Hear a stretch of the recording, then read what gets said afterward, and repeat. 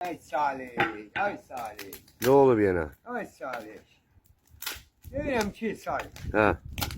kasıb yazıq bir söz deyəndə, gördüm o da bir elə söz dedi. Hiç kulak asan olmadı. Aha. Çünkü niye? Kasıb İsmail söz deyir də. Aha. Onun için deyirlər ki kasıb söz deyəndə kulak asan olmur. Aha. Kulak asanda da bize ne deyirlər? Deyirlər ha bu dəlidir.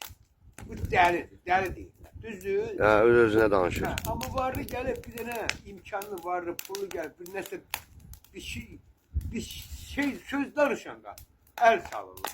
Ay, El salırlar, el. Bir de bir sen ne bir şey vermişim. nə? Bak öyle bir ki kasıp bedbah ol bedbah. Sende. Deyirlər ki ay, alkaş değil, alkaş. Hə. Alkaş deyirlər de kasıb yiyip sende. Ay, Bəs yaxşı. Varlı yiyip sende ne deyirlər? kişi yeyib içir. Yiyip çək Hə, deyirlər. hə. Ben bak burada bak ben bilmiyorum. Kasıp yiyip içebilmez ki. Elə qurban olum Mesela kasımı. onda niye değiller ki sarhoş değiller, arkaş değiller? Qurban olum elə kasımın ürəyinə. Neyse kasımın elə başı Bahtı Bey, Zəncəllidir. Cəncəllidir. Ey be qanımı qaraltma, neyniyək? Böyle şeyler bir keresinde adam deli olur, deli.